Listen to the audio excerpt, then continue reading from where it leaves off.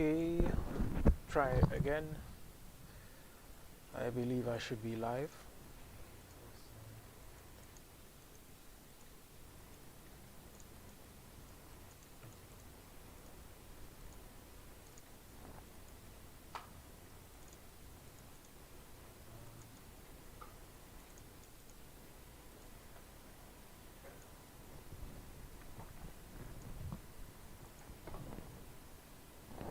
See when I'm alive,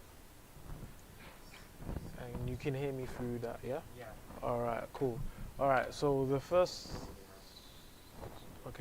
thing that we need to do to get into Chitu-box is we're gonna open up a folder. We're gonna type C, colon, and then backspace, and then this will bring us to the Windows, which is locked out for you guys. I'm then gonna go to Program Files, and then I am going to find Chitu-box 64 1.5. We're going to click on that folder, and then we're going to go down to applications. So I'm going to click on the application, Chitu-box application, and then this will open up the program for us.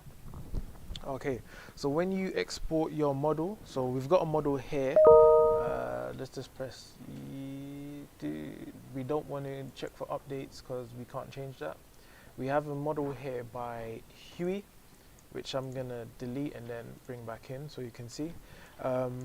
This operates similar, the navigation of this operates similar to Modbox. Use Alt, right click will rotate, left click will pan, and the middle mouse will zoom in and out. Yeah.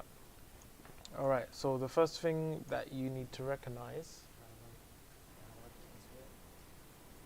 You said C colon backspace in yeah. That's just delete. Oh, I think it works. And then so what you have to understand here is that this is a plate, the small plate that we're going to be building on, or the machine will build your model on. And we have some tools up here. This is move, rotate, and scale, and mirror. So first thing we're going to do is we're going to go to open, and you want to find your OBJ file. Yeah. So when you export from Modbox, make sure that you're using the OBJ file. We're going to click open, and it will drop your model in. Yeah. Now, the first thing that we want to do is try to set the size. The smallest we want to go in height or dimension for your character is about 5 centimeters or so. So I'm going to come down here in the scale tool, and I'm just going to type 50 in the so 50 millimeters, 5 centimeters, and it will give us this size. We can go bigger. But the higher your model goes, the longer it will take to print. Yeah. So just say if we go up to 60, and that's okay. All right. I'm sorry, you don't have to hold Alt to rotate around. It's just the right click will do that. All right. So here you can see the model. So this is the layer amount. That you can see. You can scale it up and down because this is how it's going to be printing. It will print upside down. The first thing that we need to do is mess about with the settings, because we have to tell the machine what type of printer we're using, the program what type of printer we're using. So I'm going to go into settings. If you don't have this here, Elegoo Mars, make sure you press add new printer. And we have the Elegoo Mars. We don't use any of the others, so make sure you select the Elegoo Mars. Press OK. Then we want to come over to the resin. So yeah, that's all fine. We want to come over to the resin. Now this is the liquid that we will be using in order to print our model. We have to put in a price. This will tell you how much it will cost to print, and we're going to put 40 pounds and change this to the English pounds, and then the resin type is normal and the density is normal there. Next, we can change these settings, but I prefer to change them later, so we're going to leave this one here.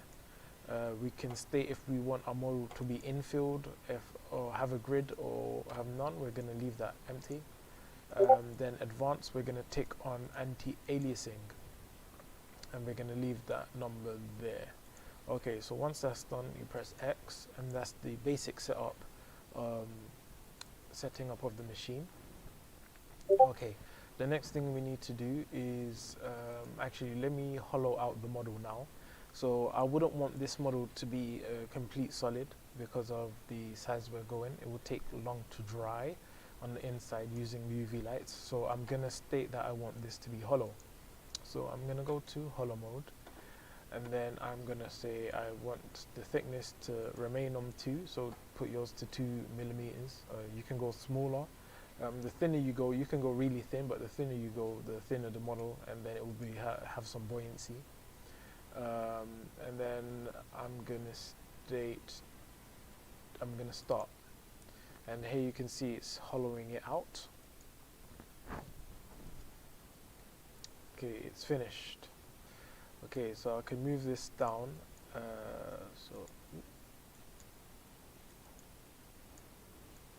Okay, so as you can see here, it's now cut out. We can see the inside, and it's going to create that. That's going to be the thickness of everything. Yeah. All right. The next step we will do is, or if you need to do, depending on your type of model, we can also dig holes in the model.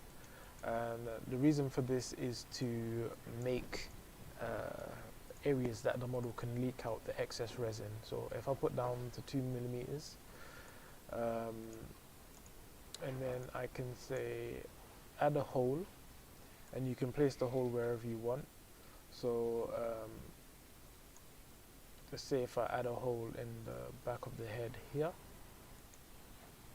you can see that it made a chunk. Yeah, and you can see on the inside, and it's placed a little chunk there. We're going to leave that there, so, just in case. The next step I want to do is I want to go to the structure, or making the stilts. So automatically it puts it up in the Z-axis, so it's not building it directly on the floor. And the red areas, the red areas that you can see here are going to be areas which could be difficult to print, so you would want to put stilts on there.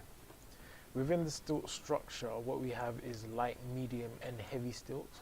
So as I click along, you can clearly see the difference, the image that it shows. The thin stilts can be pulled away by hand and will not or should not leave any indentation, but it might. The medium might leave some indentation, and we'll have to use clippers to cut away these stilts. And the heavy stilts will definitely leave some indentations, but we can modify everything. Yeah.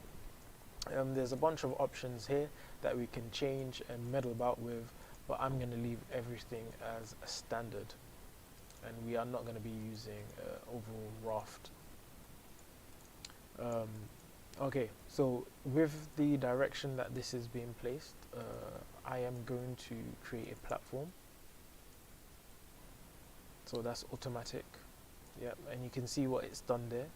It's tried to place the stilts in all of the areas that it believes it will need to complete the model. And then what we're going to do is we're going to go modify and add our own. And if I scale down, I believe, there's stilts on the inside, which is also fine.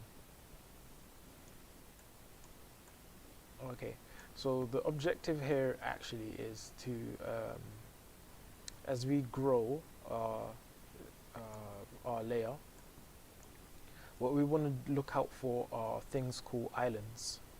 So that's anything that is creating anything that needs to be created out of space. Just say, for instance, you can use the up and down arrow, I believe. Yes, use the up and down arrow, and I zoom in here. There's a big separation here from the hands to the side of the hands to the paw. So this bit, there will be nothing to actually hold or grow it up.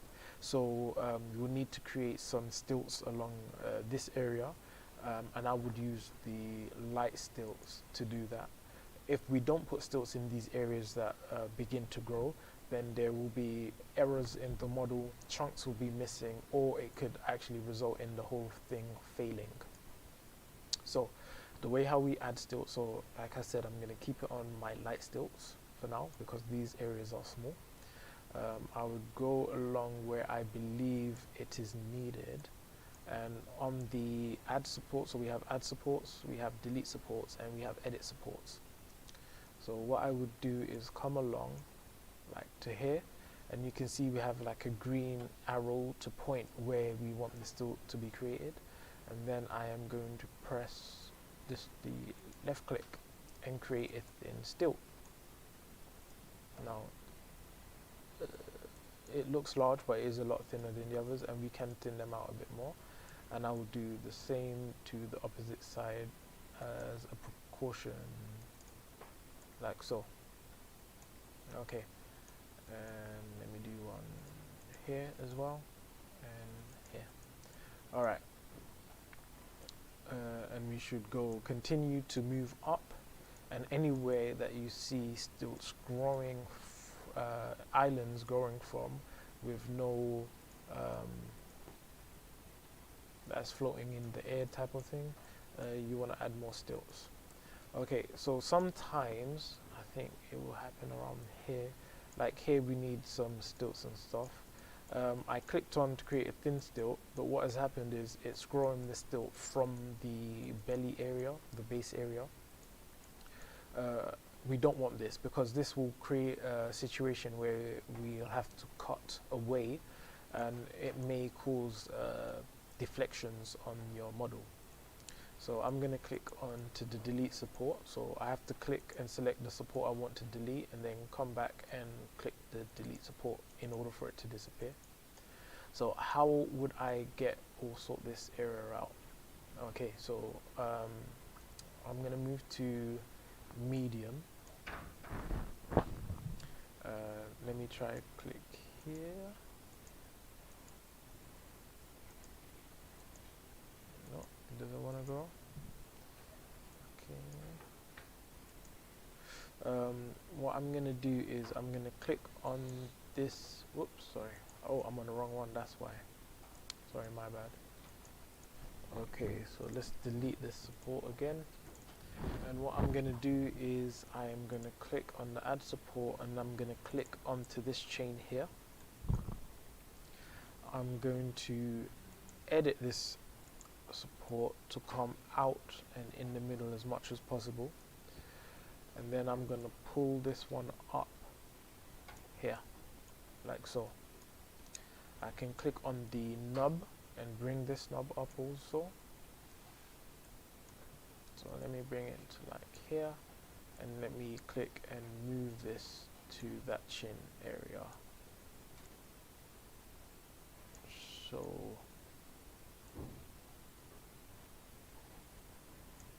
okay, and now I can continue to do this. So I'm gonna click off here. Whoops, I'm on the edit. I'm gonna click off here again. I'm gonna click to edit the support, move it where I feel it would be best suited, and then move the end of the support over just to make sure that it has something to grow from. And then we can bring that up a bit. And hopefully the same can be done on the opposite side. So click to add, click on it to edit, move in place, and then move the endpoint in order just to help support the area.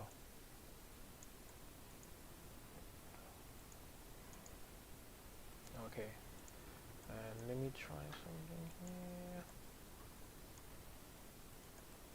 And you can also add supports to the supports to help the supports grow, which is a good thing. So the supports being entwined into one another is actually a good thing. It helps just to give more structure to everything.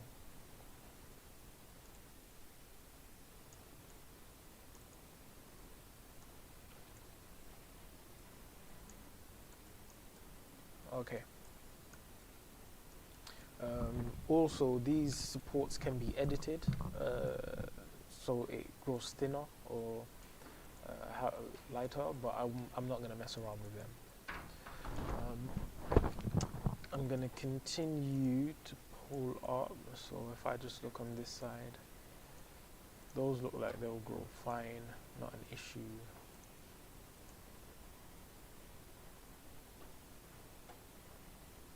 Okay, so we've covered the chin area, which is good. Everything else is moving up as it should.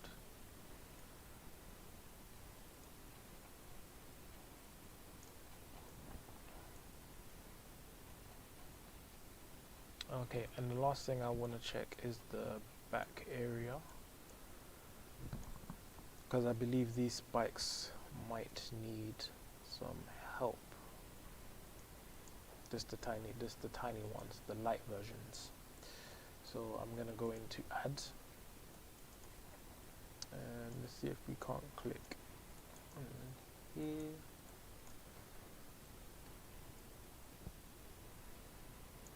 So yeah, this definitely needs some help.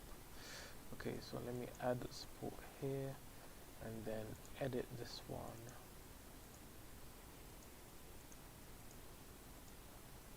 As best as I can.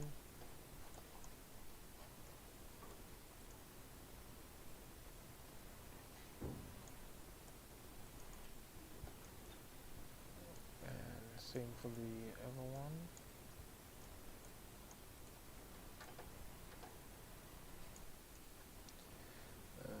Add another support maybe, and then edit.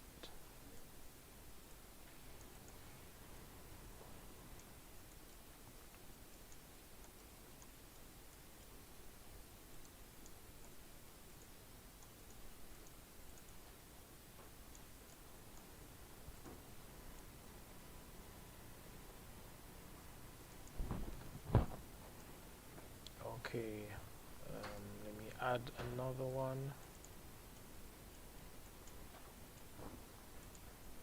And then edit this.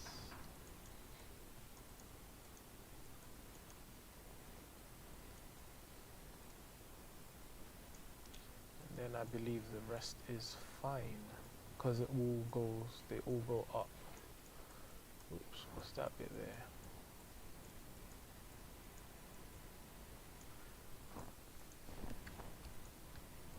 This bit on the side of the cheek may need some help, and we're just going to grow them off the side for this one. Oops, add, like so. Check the opposite side.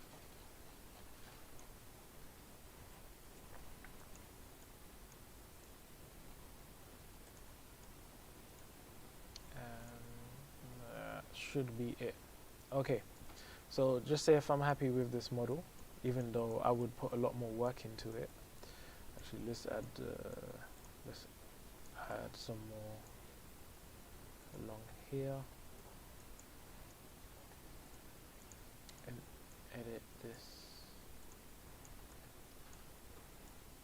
So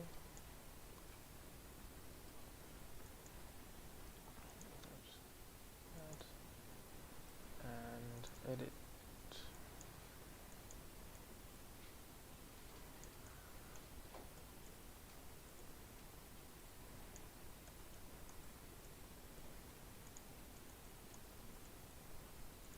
Add again. Let me try and use this one and then edit the endpoint along here.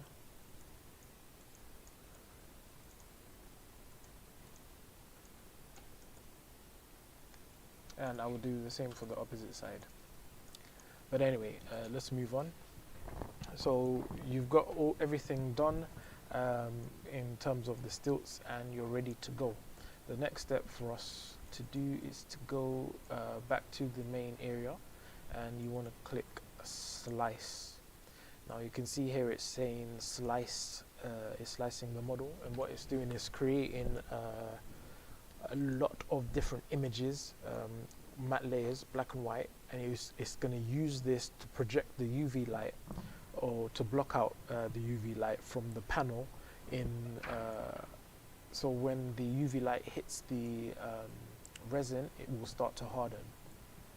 Yeah, so you can see here what we have. It's like a MRI scan. Yeah, so anywhere in the light will be hardened, and this is what is going to make our model. And then if it's not in the light, it won't hold. Okay, so you can see here it says that this model will cost 59p, and it will use up this amount of resin, and it should take about 5 hours and 20 minutes to complete. Alright,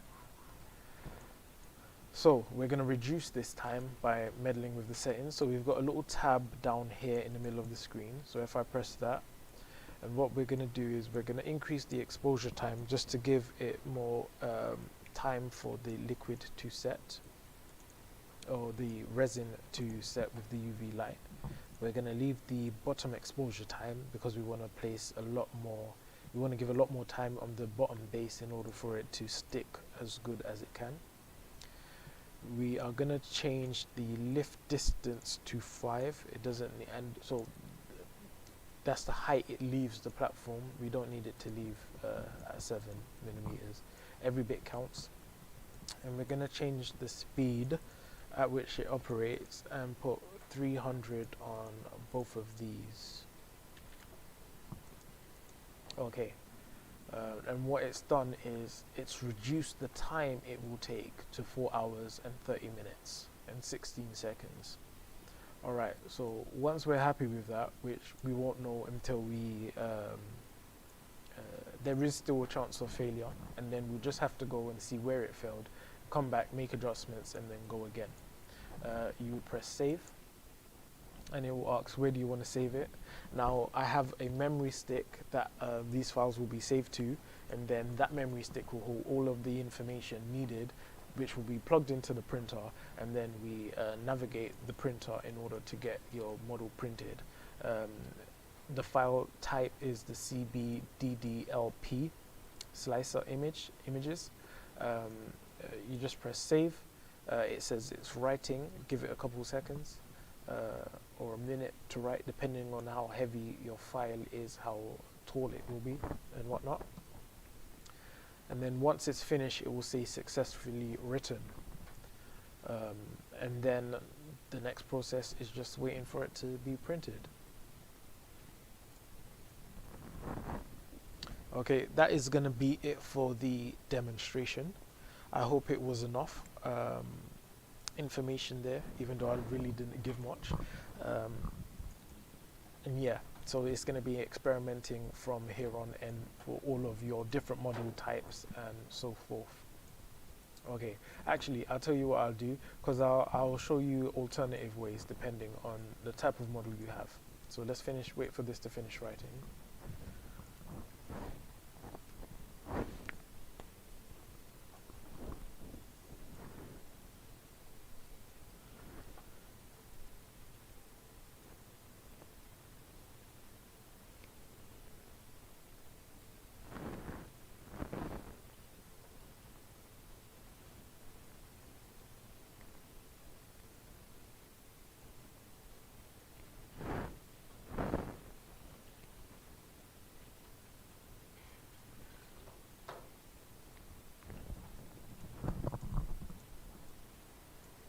Okay, it says write successful, and then you can see it in the folder. But anyway, let's leave that. Just say if I was unhappy or I wanted to reduce the time even more. So this was 4.5 hours we got it up to, or down to. Let's go back into the platform, and I'm gonna remove all of my platforms. Okay, another way we can do this is by orientating our model. So if your model is more on a high distance, or some models just do better by rotating them. So if we click on the rotation, we don't have to input them manually. We have the axes here. What I would generally do, sometimes do, depending on how the model is you can rotate and you can see it will always place itself along the floor. You should rotate your model to, like, say 35, 45 degree angle, 20, 35, 30, 35 degree angle. And then on the Y rotation, or whatever it is, lean it slightly over. Yeah. The point of this is, depending on how the resin is filtering and stuff, you can get your models extremely smooth. Or sometimes you can get it can be come out and be pixelated. It all depends. But this is a good way of orientating. And let's just go in, just say if I was happy with this rotation. Like I said, you never know until you do the experiments. I'm just going to do the auto platforms with the medium settings on. So you can see it's made a lot more platforms for me. But let's go back in and just say if I'm happy with everything once I've gone through that process that we've stated again. And then we press slice. It's going to slice it up.